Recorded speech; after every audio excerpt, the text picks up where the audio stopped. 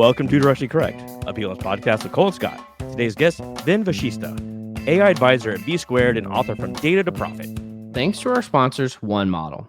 One Model helps people leaders at large organizations make consistently brilliant talent decisions by unlocking the analytical value of the data dispersed across your business. One Model's people analytics platform takes all of the heavy lifting out of data extraction, cleansing, modeling, analytics, and reporting of enterprise workforce data. One Model pioneered people data orchestration and has perfected the ethical use of AI and data science for leaders who need transparent and explainable decision support systems. HR and business teams trust its accurate reports, analyses, and storytelling capabilities. Data scientists, engineers, and people analytics professionals love the combination of governance and flexibility that no other workforce insights platform can provide. To learn more, book a demo at onemodel.co/directionallycorrect. All opinions are our own and do not reflect those of any other organization. Well, how big do you think a company needs to be before they hire an HR person? What do you think? We've talked about this like early on. I don't remember. Well, yeah, I mean, it's been fucking 2.5 years. Yeah. Clearly it's not going to be like the second person, right? Like it's Yeah. not going to be the third person. It's got to be at the point where the owner or whomever can't handle comp anymore. So I'm guessing 50. I mean, I would even argue that like a lot of small companies, the finance person handles comp in the beginning, or just hiring managers handle comp, Yeah. you know? So even then, it's not necessarily a necessity. I think my rule, I don't remember what I said in the past, but I think my rule is when the first time you have like a lawsuit scare, right? Or some kind of Yeah. like really just negative thing that happens that an HR person would have presumably helped prevent. I bet you that's when it happens. And that could be 50 people, 500 people, what have you. Just event based. I mean, like I think that's how most companies start. Like we hire based on need, not because like Yeah. we have X number of folks. What's up, Vin? Hey, how's it going? Nice to meet you. Yeah, good to meet you too. When do you think a company should hire their first HR person, Vin? God, as late as possible. I mean, just because more HR, more problems, and it's not necessarily that HR causes problems. It's that the reason why you need HR is because you have talent problems, regulatory problems, compliance. It's if you can put it off, do it, because there's a lot of overhead to it. As soon as you have your first one, all of a sudden it just sort of balloons. Yeah, well, what's that event? Is it sexual harassment in the office, or No, I don't think you want to wait until something like that happens. I mean, that's no. I think it's, like I said, it's really regulatory. I think a lot of companies, you can, in the US at least, you can go all the way up to 25 without doing any sort of HR and without falling under most of. I mean, you need somebody who can do the accounting, the payroll, so that AR function. Yeah. But you don't have a real HR function quite yet. And with your first 25 hires, I've seen this with a lot of startups in my own company. Like, I am picking these people personally. And so whatever culture I'm bringing to the table, obviously they're going to mirror. And as long as I'm not a tool, I don't have to worry about that stuff with them. But as you start scaling, other people take over hiring, and that's when things get a little spooky.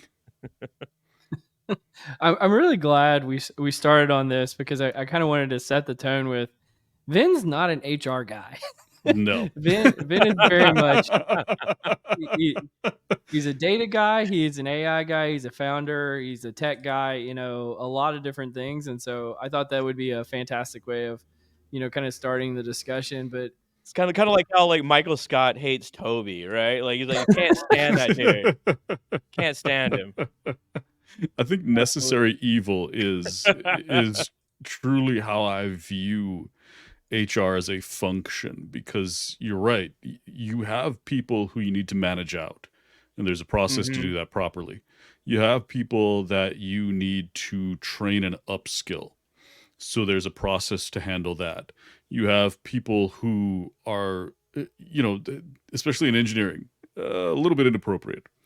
You need to handle those people and give them constraints so that if they wander outside of them, you can manage them out. And for a lot of these people who are coming out of the startup world, this is the first time they're seeing, like there are rules to how I should act around people. And so that's a necessary function. But after that, just a lot of the things that come next feel like creating work for people who don't truly have enough work to do. Mm. Yeah.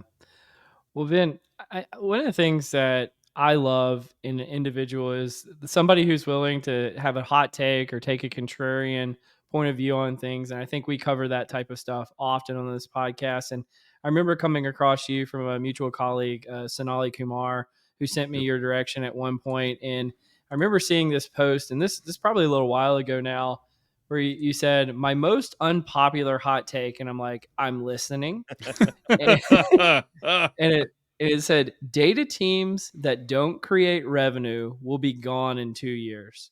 The future of data and AI teams is customer facing products. And there's a whole long slew of reasoning you have behind this, but Yep. I wanted to talk about that with you today. What made you say something like that, and let's talk about it. That's the reality. I don't think you can escape it. That's really where I'm coming from. And you're seeing this now in survey after survey after survey. We had for really a decade sort of this mess around mentality where there weren't a whole lot of results expected. It was experimental, and the ROI that we delivered was kind of like oh wow, I didn't know this would happen, so that's great. Now we have different expectations, especially about 2 years ago. As soon as attention turns onto a technology, expectations follow. So Mm-hmm. now there is C-level really attention to generative AI. And with C-level attention, you have C-level expectations for outcomes. When they talk to shareholders about a generative AI strategy and generative AI revenue, you're on the hook. There's no way to avoid that. You are now on the hook for delivering results, delivering outcomes. Data teams didn't realize that. And that was the biggest challenge, is that data teams didn't realize they had just gone from, really, if we produce anything, it's gravy, to we've promised shareholders revenue and improving margins, increasing free cash flow. If you don't deliver, my neck, as a CEO, my neck's on the line. So your job is now also equally connected to my fate. And data teams did not realize that. Now we're seeing CDOs, if they can't quantify their value, they're getting tucked in under somebody else. They're no longer C-level leaders. They're just sort of mid-level executives suddenly. And you're also seeing companies who can differentiate, who can deliver machine learning features, who can deliver generative AI features. They are outperforming by leaps and bounds. So there's this unevenness to the marketplace. And companies who don't have a high performing, from a revenue standpoint, data team are looking at everybody else's data team and saying, I want that. Why can't you deliver that? So I think it's just pragmatism. I mean, I'm kind of interested in your takes. What are you seeing? Are you seeing the same thing? Are data teams being held more accountable? Well,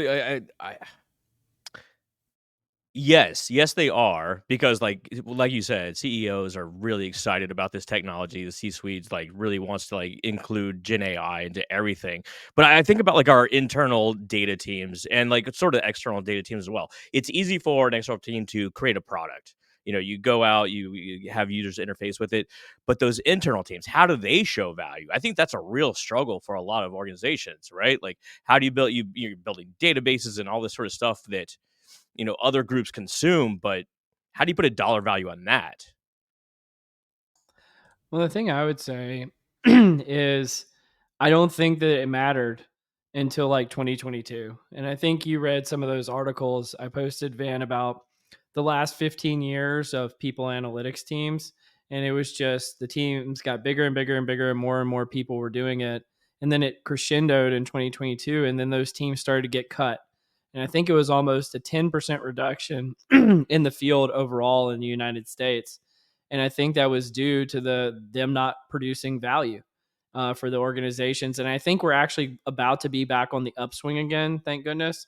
But it's taken a mass set of education. I would actually take a little bit of credit for that with this podcast and the newsletter and everything, in being voices of reason in that space. But I think that's probably a pretty good transition to your book, From Data to Profit.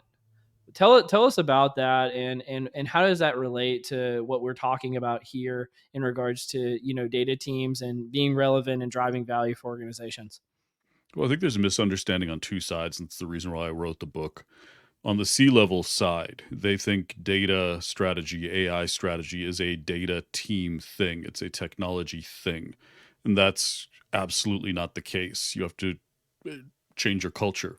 You can't use data until you do. Why? Because if you're wrong, that's a bad thing. You can get fired for being wrong. But data that keeps telling you you're awesome doesn't change anything, and so it doesn't deliver any value. If you want people to use data, they can't be punished for being wrong, because the most valuable data, guess what, tells us what we're doing wrong. It's the data that gives us insights. It provides new knowledge. So instead of, I don't know, and therefore I'm not an expert, we have to change the way that we look at data and say, oh, that's a new insight and it's an opportunity to improve. It's not, I was making the wrong decision in the past.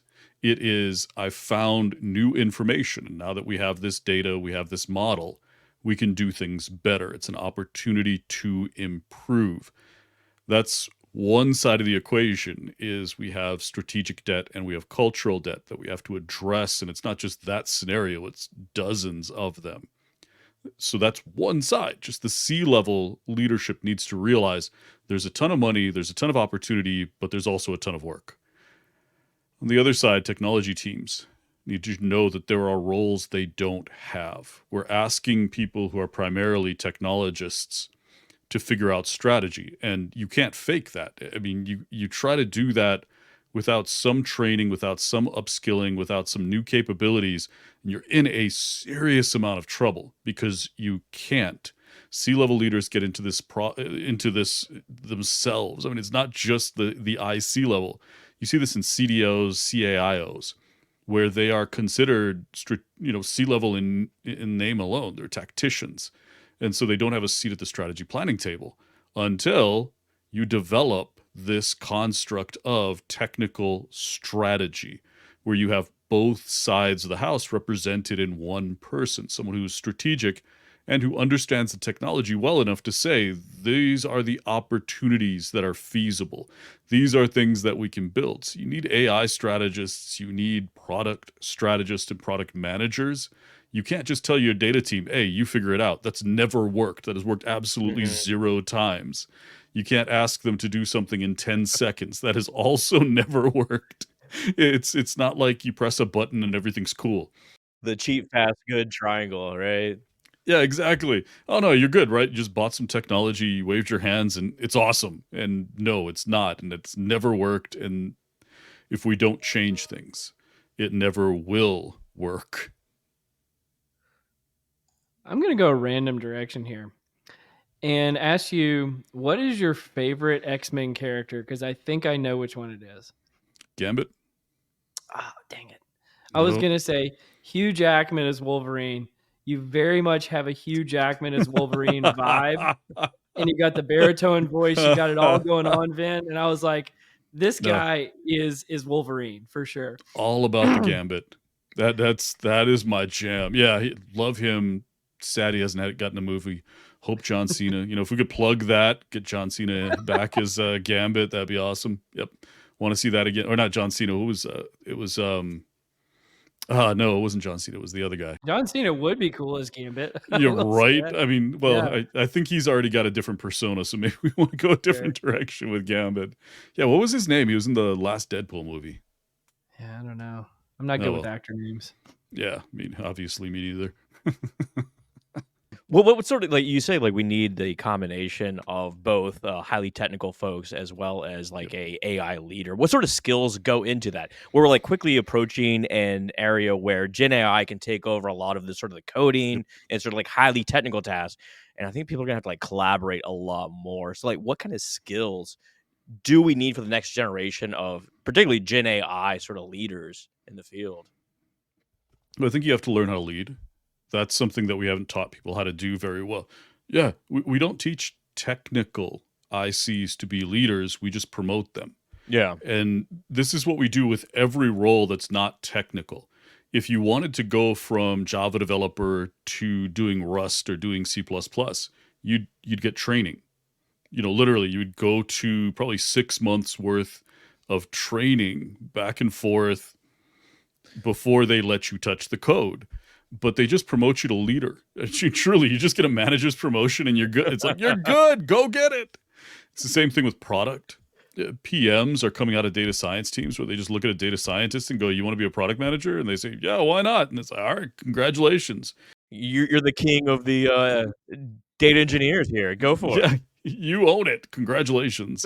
And there's no upskilling at all. So when you say what is the first thing that we need leaders to do, it really starts earlier, where we need to, number one, explain why leaders deliver value. What is it that a leader does? What is a manager, director, VP, C-level? What do they do that delivers value to a technology team? Not to some, sort of genericized, but people in IC roles have to say, oh, now I know I have a manager. That has to be a construct where they say quality leadership is important because, and they talk about things that are valuable to them.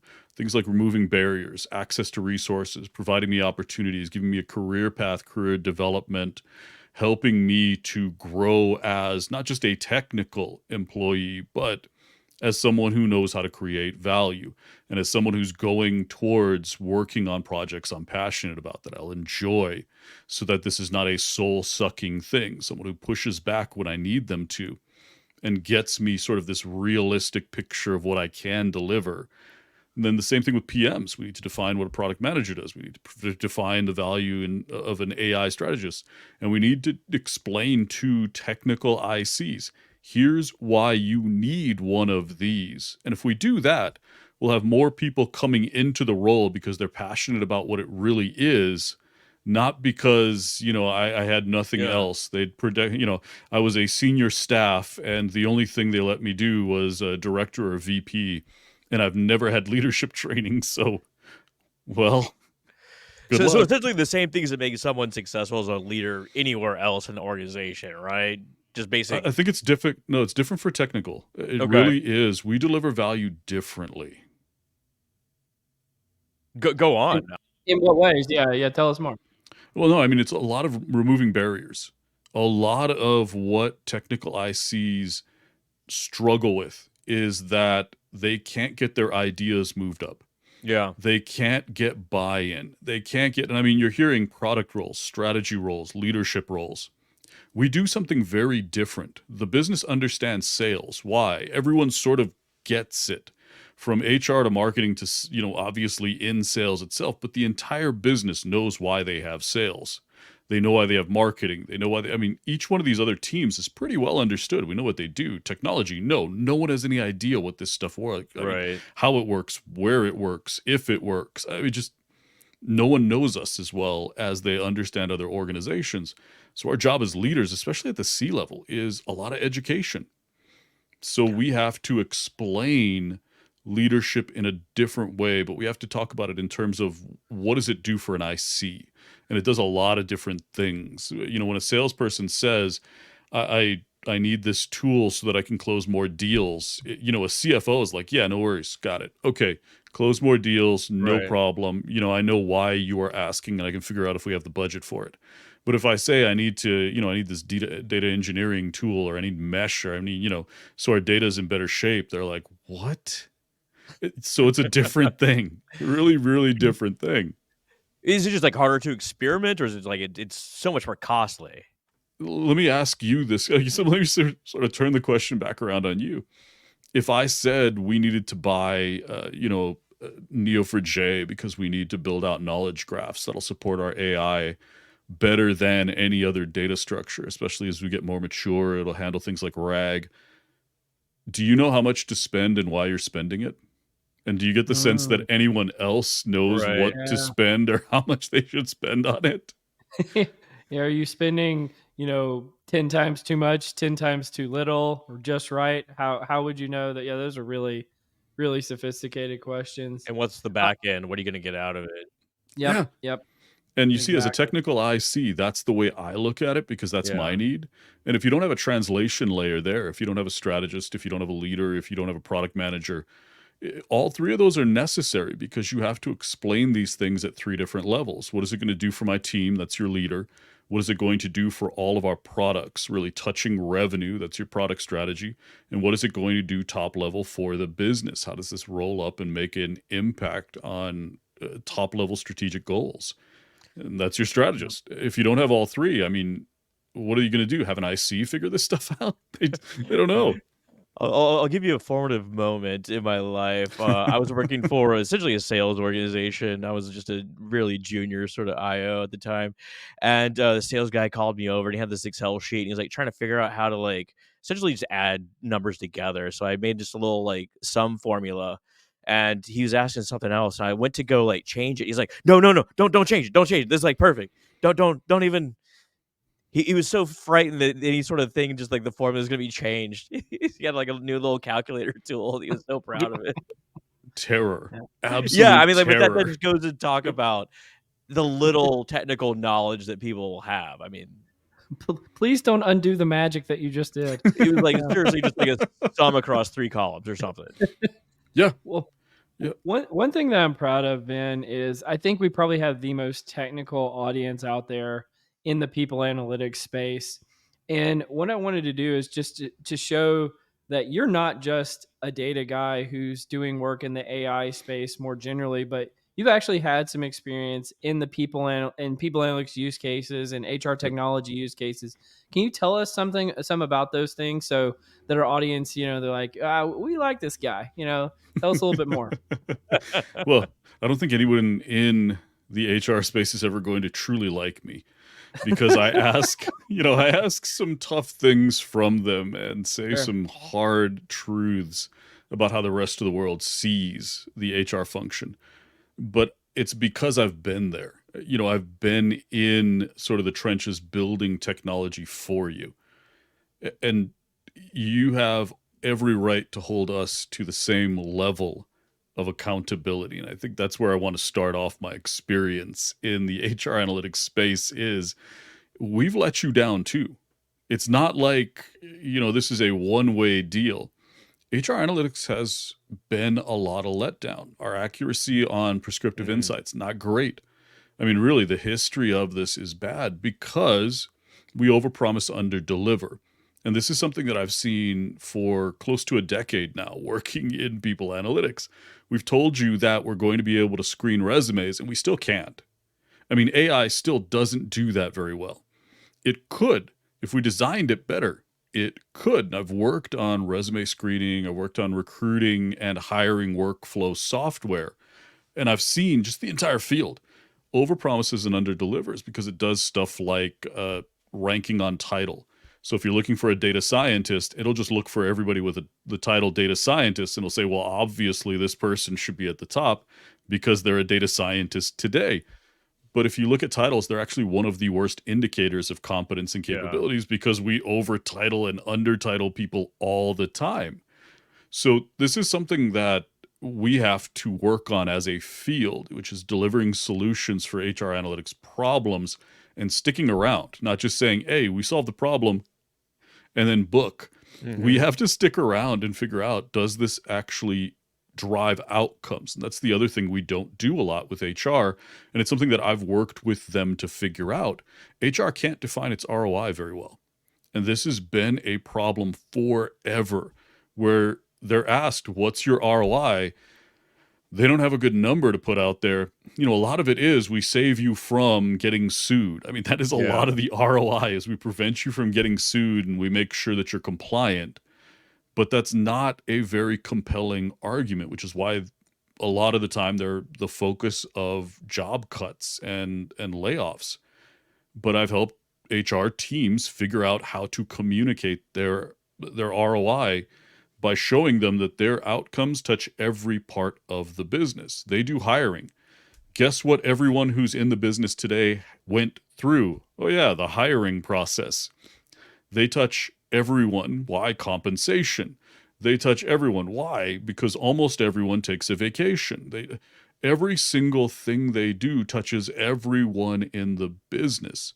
They have some of the highest ROI in the entire company, but they can't prove it. However, Interesting. if you Interesting. use data, you can track these longer chains of value creation.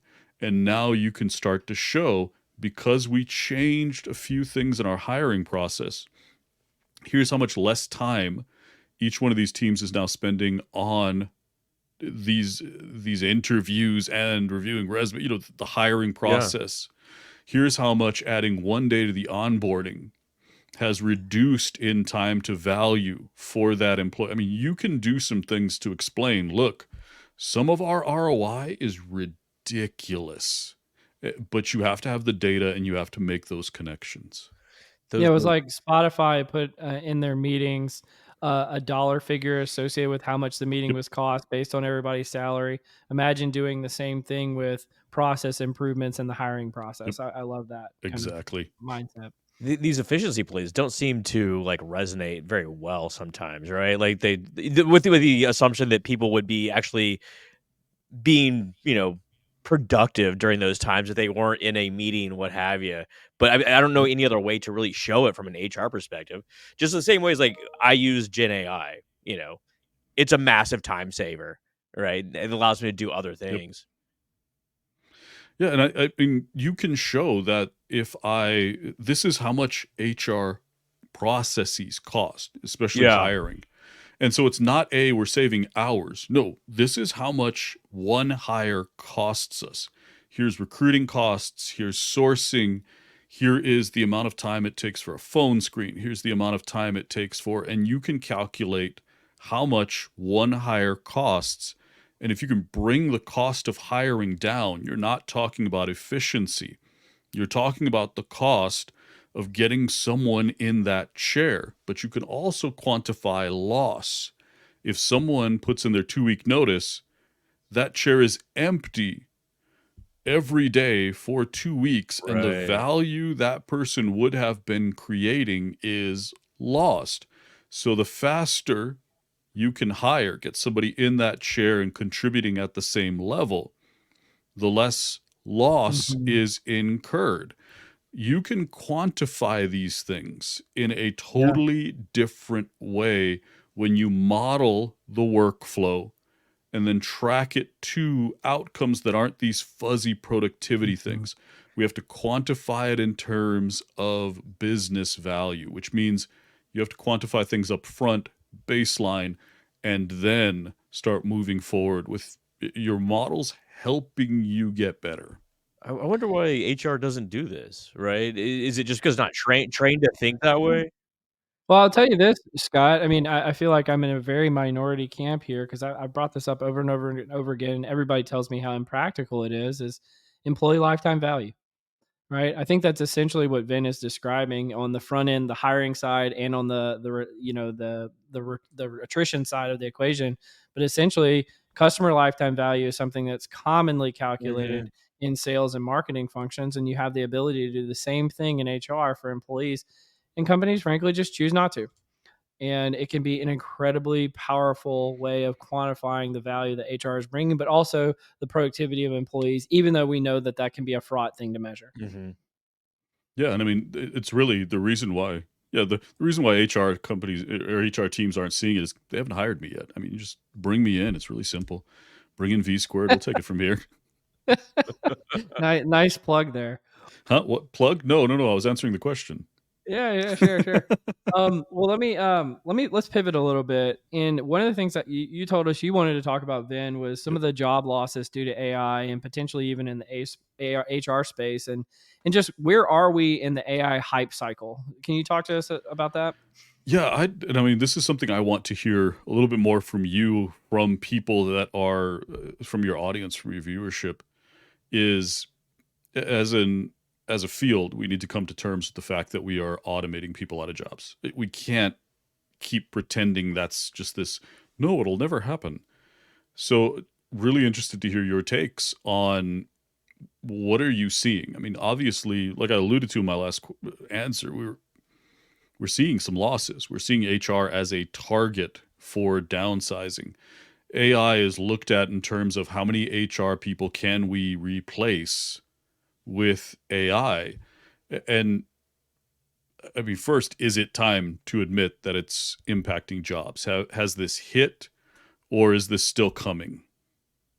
Well, that's why I put the hype cycle part of this in. If AI could do everything that the companies are marketing it as the ability to do, yeah, we would be having way more job losses. But a lot of the things out there are just kind of this vaporware type of stuff that have been shipped. And so I would say we're at risk over the next few years. And just kind of go full circle to a point you made earlier about HR being really started as when you get into the compliance space.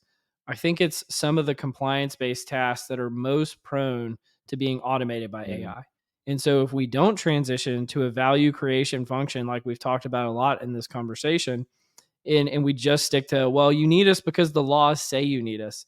Well, they don't say they need you. They say that we need compliance. And if you can get that compliance via some AI or some software, what really is the risk? And so that would be my perspective on it. I mean, I've seen it here and there. I would say it's mostly in the very, very, very transactional functions, but I don't think we've seen this in mass like I would have expected by now. Yeah, I think that I think everyone got excited about Gen AI. It popped off about 2 years ago. Then, like, about a year ago, it seemed to like really peak. But I think people are realizing now it's not as easy as just going to a, computer terminal and plugging some information in and like, getting, the best recommendation for a candidate out or, what have you. So I think some of that's cooled off a bit, but I think the technology is going to grow over time, right? So like it's going to get better and better. So it's going to be a gradual push, not necessarily an instantaneous sort of transformation. So I think we've like cooled off a little bit on that. Well, what do you think, Vin? I think I'm a little more worried than you are because I see what's in the pipeline as far as products. Well, what's in the pipeline? Tell us. I agree that what's out there today, there's a lot of disappointment. I mean, that's really where Yeah. we Yeah. started is as a field, we have let you down considerably. Well, freak us out. Freak us out. Yeah. Tell us what's coming. If you answer questions for the majority of your day, all of Mm-hmm. that work's gone. I mean, Yep. not some of it, all of it's gone. If Yep. you spend most of your days on approval workflows, Mm. all of that work Oh is gone. God, I'd be so happy if that went away.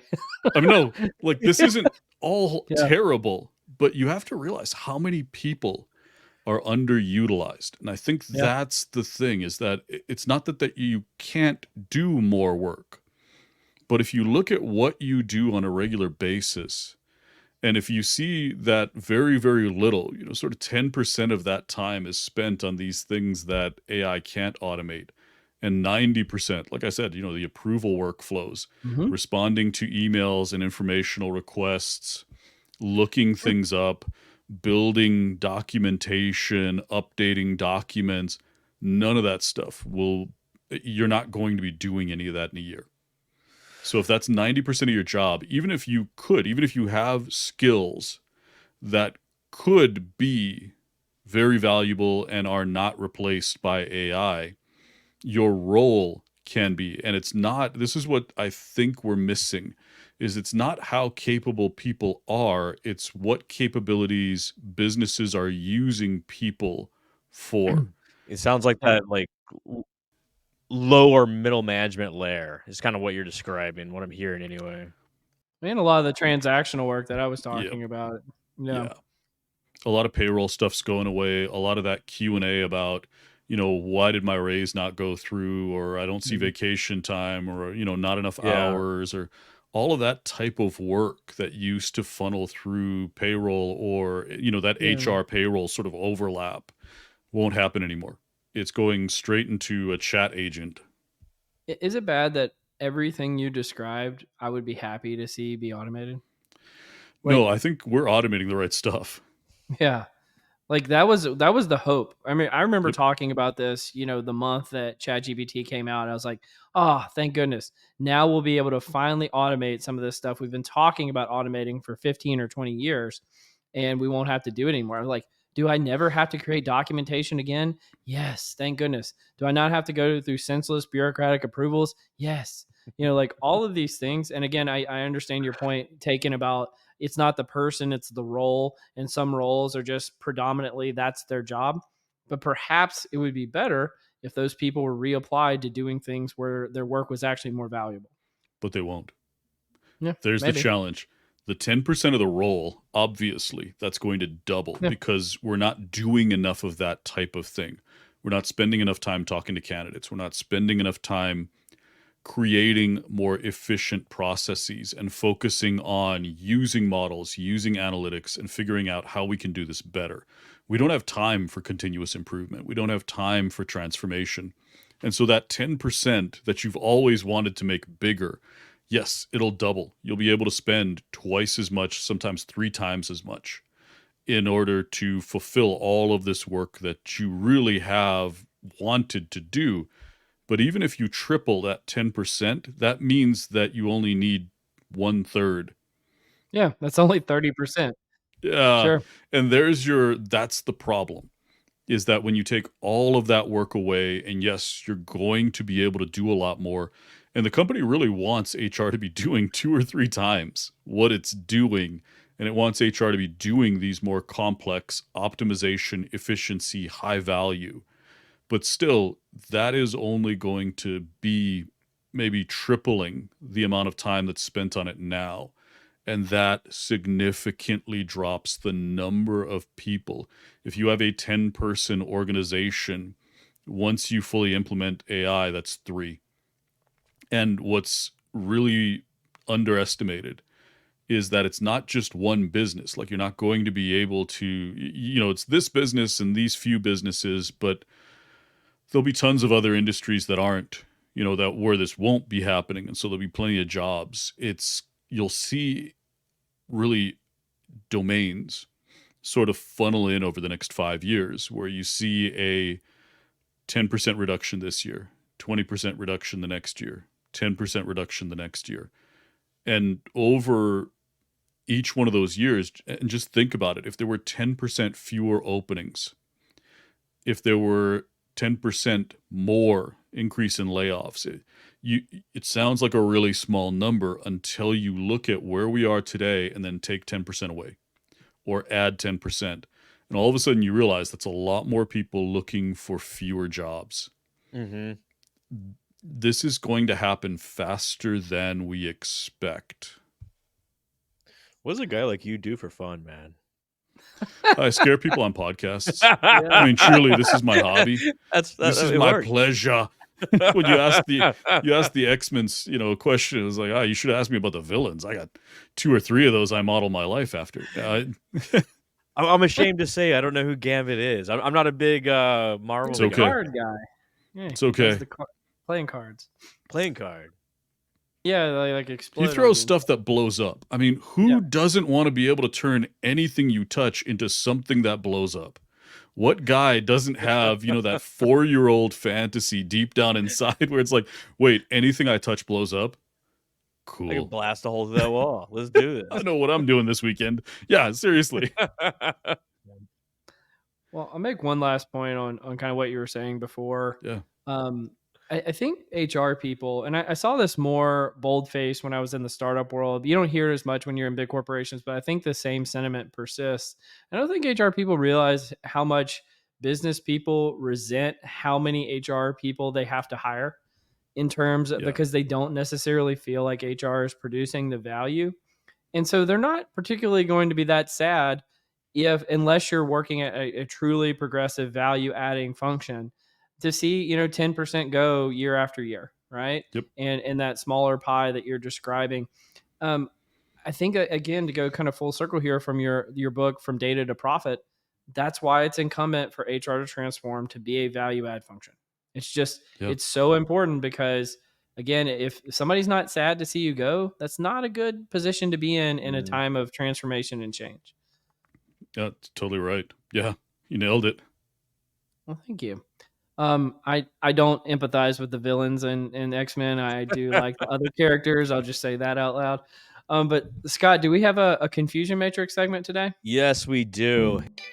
The confusion matrix. Real quick, we wanted to say thanks again to One Model, the AI and people analytics pioneer, for sponsoring the episode. And now back to the confusion matrix. Hit us with a villain. Who's your favorite villain before we get into it? Ooh, favorite villain across? I mean, Thanos, Galacticus. There's some good ones from. Yeah, we could do this all day. Yeah, I could definitely do this all day. From X-Men, I mean, Apocalypse, obviously. That's an easy one. I'm starting to be like, why did we invite this guy? I'm just a ray of sunshine. Yeah. Oh man.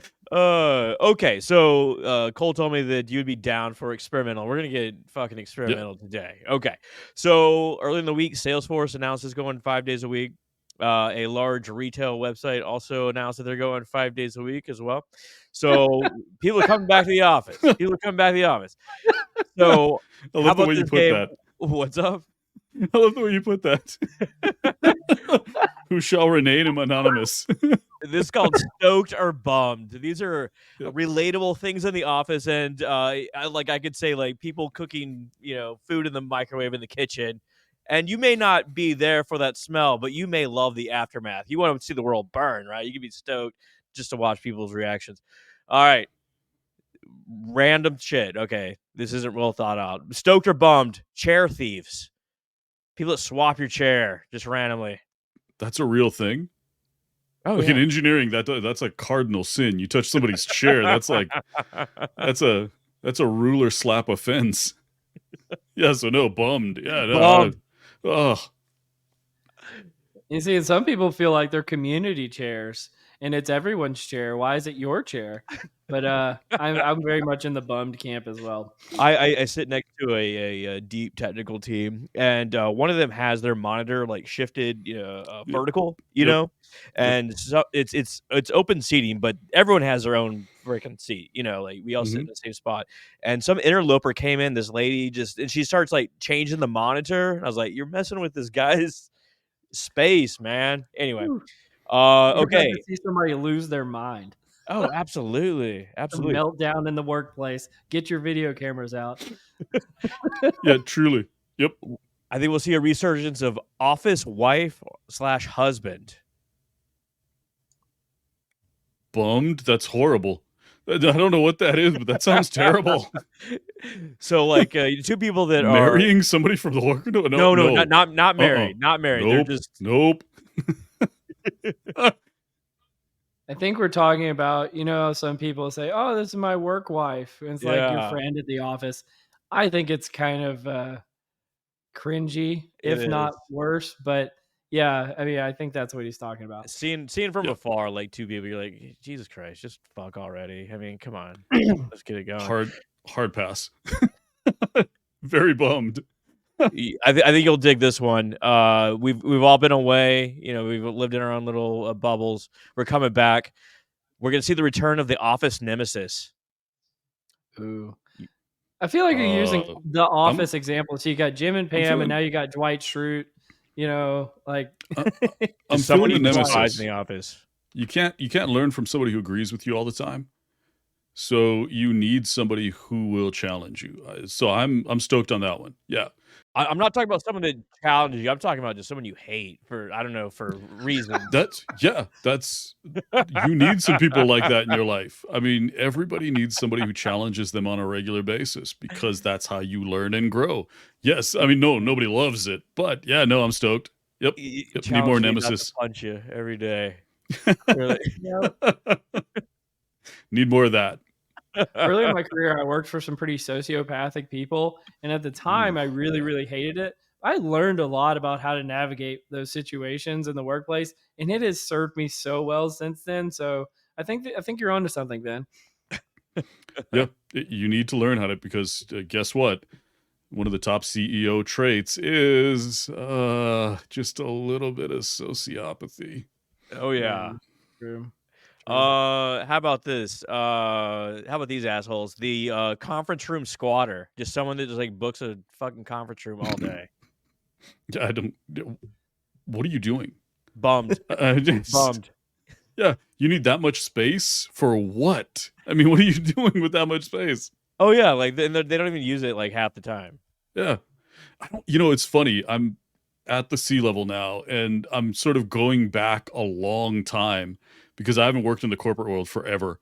I'm going back a long way in my memory and going, oh yeah, that used to be terrible. That's still happening. Like, this in my head, I'm thinking we haven't fixed this yet. Yeah. I had the same feeling. So I was in corporate environment, went to startups for a few years, went back to corporate environment, and it's like I never left. I was like, oh, all this stuff's Nothing still going on. changed. Yeah. And it's the same everywhere. I mean, these are ubiquitous sort of things, right? How about this? We haven't seen this in a long time. In-office birthdays. Cut up the cake. Everyone kind of standing Okay, in the kitchen. cake looking forward to. Yeah. I buy the cake. I don't buy like the forced camaraderie, the mandatory Yeah, fun. the So cheesy. yeah, so definitely if HR is bringing my team a cake and just kind of dropping it off and going, "Hey, happy birthday," and everybody gets an email that says, "Hey, it's this guy's birthday." That I'm good with. But if it's, mandatory 10-minute break, oh no, especially developers. No. Don't put another break in our day. No. Don't break my coding flow.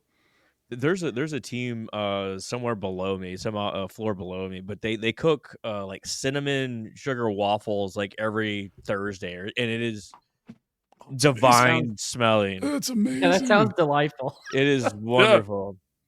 Yeah. Let's see, we got a couple more here. Thermostat battles. Ugh. What? Yeah, sorry, I'm remembering that's a thing. Yes, that's horrible. Not looking forward to that. Yeah. I'm guilty of this. Being someone that has their computer volume on, i.e., like my computer dings all day every time I get a message. Yeah, engineering world, that is another like 2 slap penalty. That will Yeah. get you fired at some point. Ding. Oh Oh yeah, yeah. and quick. Yeah, that Yeah. will stop fast. I remember in a previous company, I'd never heard the iPhone like that, just bell, like bing, and I kept hearing it from across the room. I had no idea what it was, and I thought it was like Pavlov's dog. Like, what the hell? Like, I couldn't time it up to anything, but it just turns out it's my friend's phone, just randomly messages. Okay, last one, the badge of shame, i.e., someone forgot their badge at home and has to wear, the temporary badge for the day. I get security. I mean, especially in big cities, but really? Really? Yeah. In a smaller town or someplace that's kind of in the middle of nowhere and, really?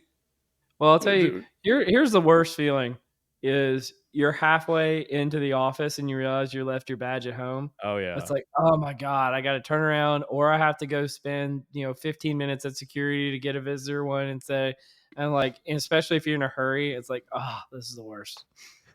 We used to always just leave our badges in the office. Like we would leave our badge in our office. So the first thing in the morning, you're like, oh, sorry, I forgot my badge in my office again. And, security would just kind of wave you through and you're good for the rest of the day. And then just when you left it in the office. Wow. Genius, man. Efficiency play right there. ROI. Optimization. We do it. That's definitely something you should mention on a podcast. Oh, God. All right. That's stoked or bummed. Stoked or bummed. There we go. That was a fun one. That was a good experiment, was good. Scott. That was really good. Yeah. Okay. We'll keep it going. Let's do some nerdery. The nerdery. I'm gonna pull up one. I thought you would like this one in particular, Scott. We got some researchers from Stanford have published some research that kind of settles a debate that we had a while ago. Well, not really a debate, just a question that we had, which is, can LLMs, excuse me, generate novel research ideas, a large-scale study? And essentially, they had 3 research conditions: a human, an AI, and an AI re-rank.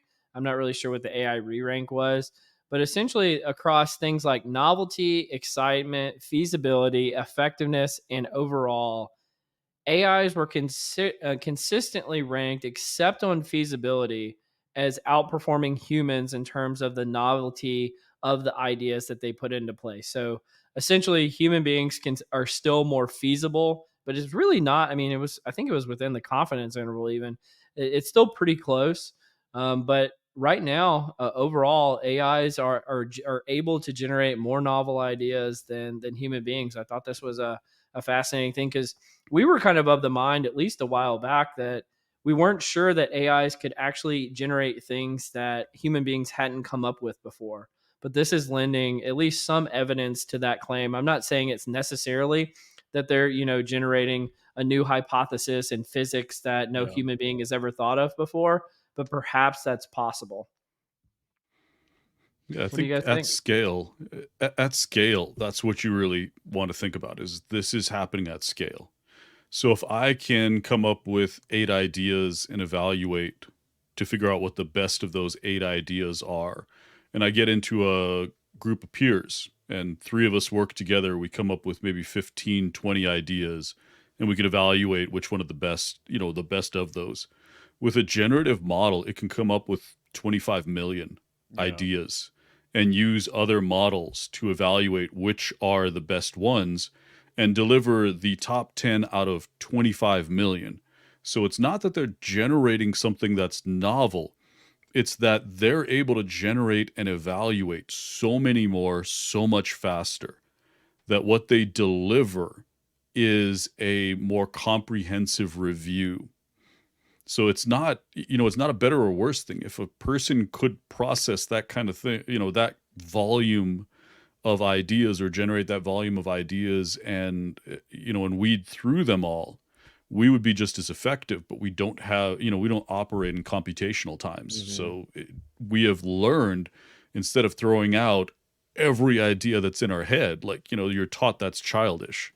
Whereas with an LLM, you're taught that's a good thing. You've got all these evaluator models. It'll take them 30 seconds to evaluate 25 million ideas. So you just go, yeah, here they are. That's a really good point. Because you can't just come up with like tons of ideas. Some of them will hit. Like Yeah. humans are not exempt from coming up with bad ideas by any means, right? But this is the nature of innovation. It's combining two different things, right? And it's generally limited to like what a human would know, like their breadth of experience. But now you have ChatGPT, well, whatever, Gen AI that can scour all of Google Scholar, know everything about every field, what's already taken place, combine those ideas in a uh, comprehensive way, and like Vin is talking about, evaluate them on the fly. There's no way humans can compete with that, right? Like Yep. I cannot keep up with the IO field at all. Yeah. AI When can. I just worry about the day when AI can be a bad podcast host better than us, and then we're really in trouble. But I think what you were saying, Scott, was actually a pretty good segue into your article about the impact of ChatGPT on human skills. You want to talk about that?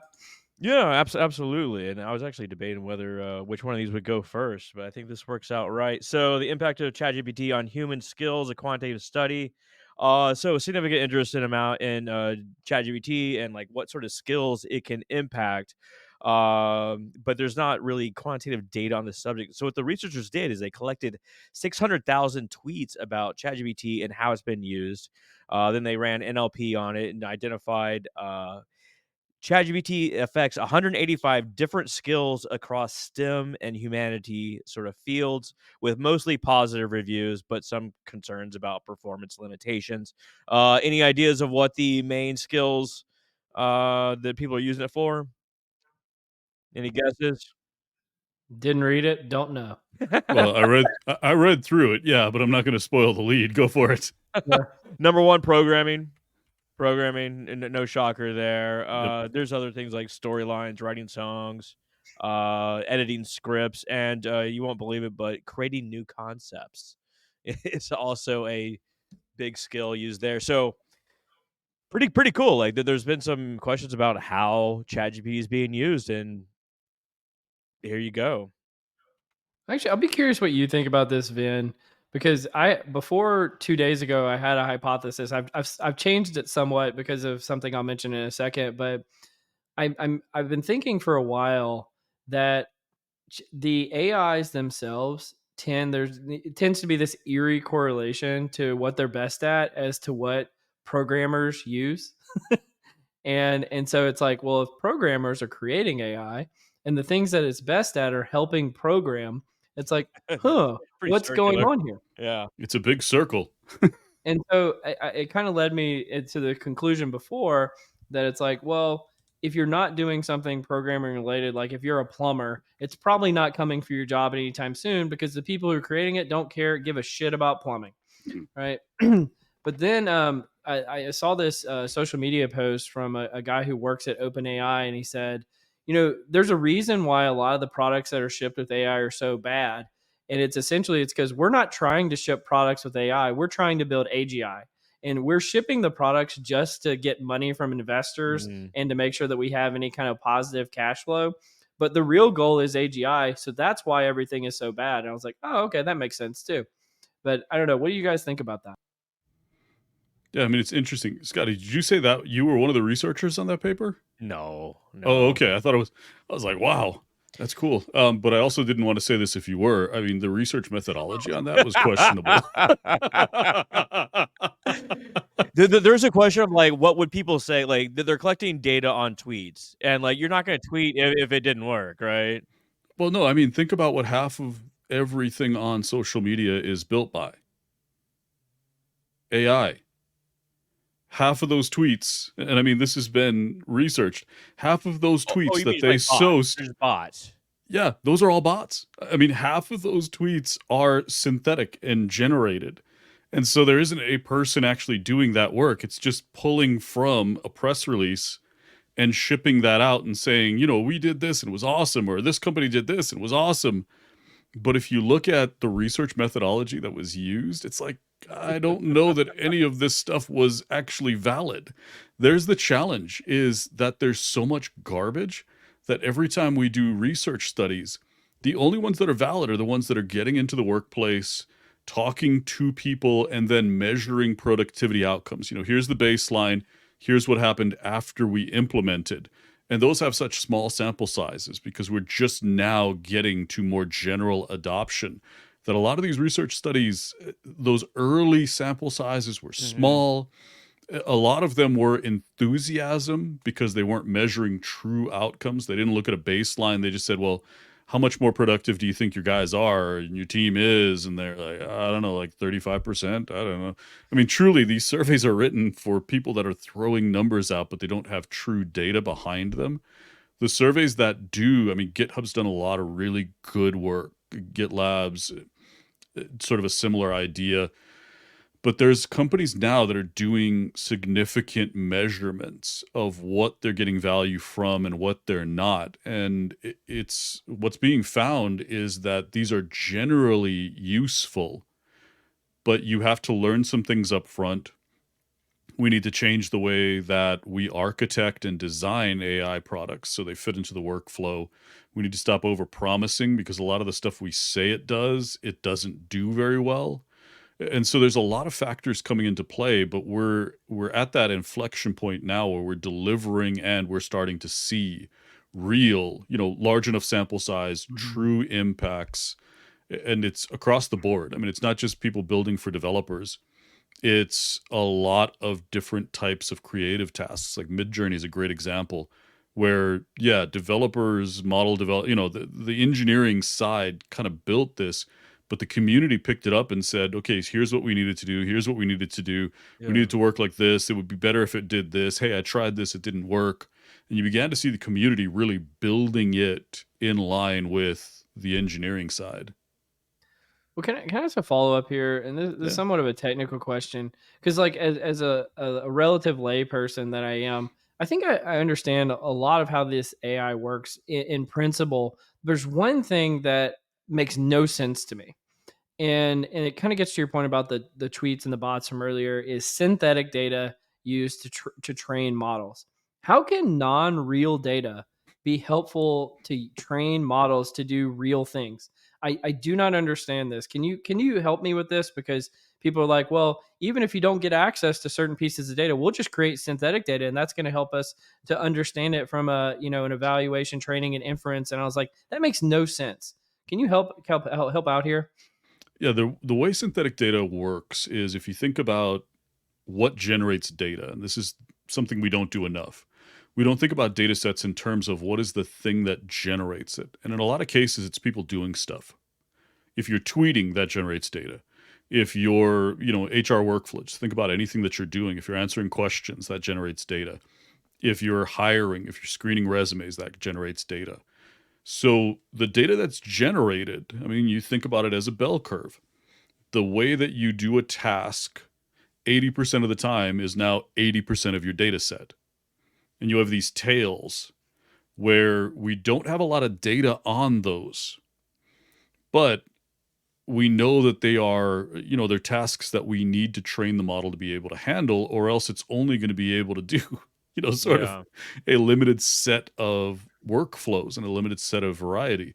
So you can take some of those categories that are on the tails and begin to say, okay, here is the data. I want the LLM to look at this data and create a lot more data that looks exactly like it. And then that helps the model learn those tails. But you have to have enough data to build the synthetic data set. And what does that mean? You have to have enough of those It means tails. you can't just create something full stop out of nothing. Yeah, no, You know, you have to have like- something there to base it on. It's like classic Yeah. bootstrapping. Sounds like. Yeah, it's like Monte Carlo simulations and Yeah. things like that. It sounds like. Kinda, yeah. Synthetic data being put into to train models, i.e., just create noisy data, and can the Gen AI still pick out the right sentence structure and this sort of stuff as well?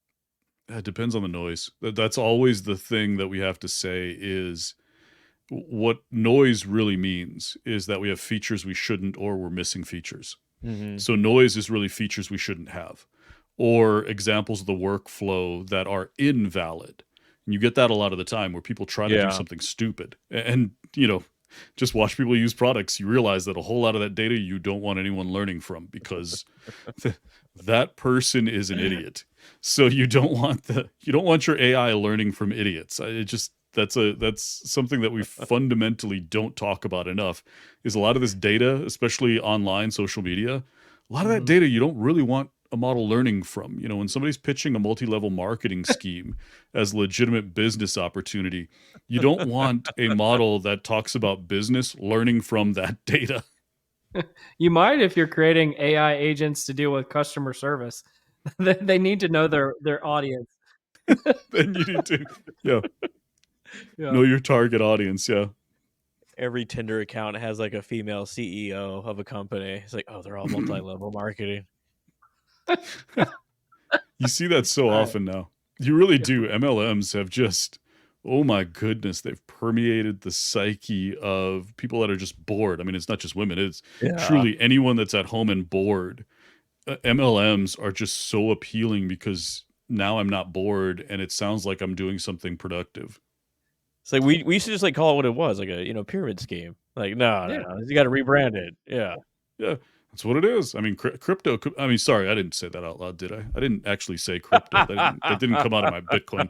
I didn't say that, did I? I didn't say Bitcoin. Oh my goodness. This is so fun. Well, You want to do one more? yeah, let's do one more. It's actually kind of along these lines. Do you want to tell us about the Babel effect? Yeah, Scott? so testing the Babel hypothesis. So speaking time predicts leader emergence. So leader emergence is highly correlated with time spent talking in groups. But others have rejected this, saying that both quality and quantity matter. Namely, Bass 1990. In our pre-meeting, Cole just went off on this dude, calling him an asshole. He really hates Bass 1990. So this leads to the need to Did I? control for it. No, you don't even know who the hell Bass is. Like, what are you talking about? I was just fucking with you. Okay. So there's a need to account for these sort of things. So what they did is they took 33 student groups ranging from 4 to 10 participants, and they gave them a problem to solve. The 10-minute planning session, 60 minutes to actually do it in a computer simulation. So they're doing like I think it was a military task and something else. But the results, speaking time relates to different direct effects of leader emergence after accounting for intelligence, personality, and gender. So it does appear that just speaking in groups does relate to becoming a leader, at least in this small study. Yeah, promoting you to management's the only way to get you to shut up in the meetings that matter. I'm not wrong. I mean, I had to refute my hypothesis. Yeah, I think it's saying if you talk all the time, you're gonna be in management. Like, that's really what it's No, you're saying. going to be promoted to the point where I don't have to deal with you anymore. That's truly what Yeah. happens is no one wants you there anymore in these technical Yeah. meetings because all you do is take them over. I call it falling up, The right? the other sort of scary stat from this is 19 out of the 33 groups had someone with 0 talking time. So, granted, like, we're talking about student groups and this sort of stuff, but well over half, no talking whatsoever. Just someone just sat there. You know what's funny is I look at a lot of this research. Well, that's probably a lot. I don't look at a lot of this research, but I hear people talking about it, and you'll hear there's research on the Babel effect side, and then there's always counter research on why introverts are actually the best leaders. Oh, yeah. And it's like these are two sides to the same coin here, and it's like people are just talking past one another. I don't know. I find that stuff to be funny. I mean, there's introverted and there's, like, can't function. Yeah. Yeah, there's two sides to this. I mean, getting promoted is one thing, but being a quality leader is a different metric. So when you do study design, this is really one of the core components of design review is what are you measuring and does that correlate with what you're representing in your results? And the fact that you get promoted to leadership doesn't necessarily indicate that you are a quality leader. Hear, hear. Toads. Yep. Well, this has been fun, Vin. Thank you so much for joining us today. I feel like we had a really cool discussion. It was depressing at times. We figured out you want to be a supervillain, but that's okay. We're okay with that. Scott, any parting word for Vin before we give him the final word? Van, this has been fantastic. How can folks reach out to you if they want to get in contact? Datascience.vin or on LinkedIn. You can Google me as well, but if you put in Vin Diesel has better SEO, so you have to actually start spelling my last name. So I'd advise, just go to the website. Yeah. Unless you want to watch Fast and the Furious or something like that. Not a bad movie, I hear. Maybe the new Gambit, Vin Diesel. It could be Vin Diesel, yeah. I don't think that would work very well. Yeah, I think Gambit has hair. Yeah, Gambit has hair and he's French, not Italian. Yeah. Well, you've been listening to Directionally Correct, the People Analytics podcast with Cole and Scott, and today's guest, Vin Vashishta. Thanks for joining us, Vin. Thanks for the time. Thanks for having me. Directionally Correct is dedicated to you, our listeners, to help educate and entertain you on how to effectively do people analytics. By supporting this podcast, you are helping us continue to provide valuable insights and knowledge to our listeners. Please consider becoming a patron of the podcast. You can find the link to sign up in the show notes or at patron.podbean.com/directionallycorrect. Thanks for your support.